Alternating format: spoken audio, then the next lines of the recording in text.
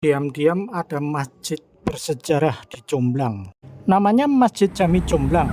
Bila melihat struktur bangunan terutama di bagian atapnya, maka kita menjumpai bangunan masjid khas Jawa.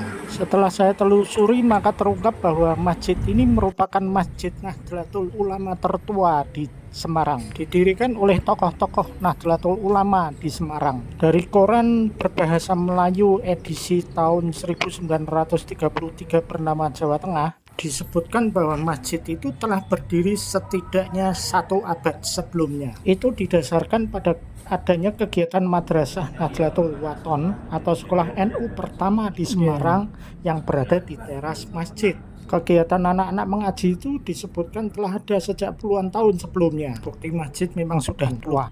Kondisi masjid ini sejak ada perbaikan pada tahun 1933 masih asli semuanya. Kusen-kusen, jendela, kaca patri, dan semuanya termasuk lampu gantungnya orisinil. Bahkan bagian mimbar juga menunjukkan keantikannya. Termasuk juga tempat imam. Saya memasuki ruang utama Masjid Jami Jomblang ini bersama imam masjid yaitu Pak Sugiono. Inilah Pak Sugiono yang berdiri di lantai masjid yang juga orisinil.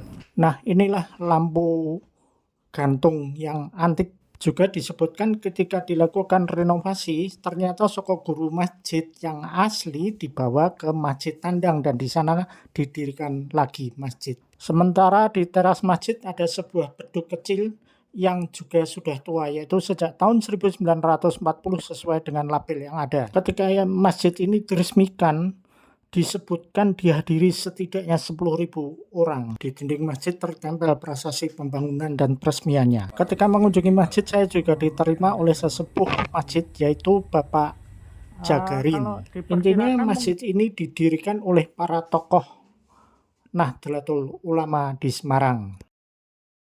Saya pun berkesempatan mengabadikan kunjungan dengan Pak Jagarin dan juga Pak Sugiono. Inilah masjid yang bersejarah di Jomblang, Semarang. Dari ujung Jalan Sriwijaya di Jomblang, kita sudah bisa menyaksikan keberadaan masjid.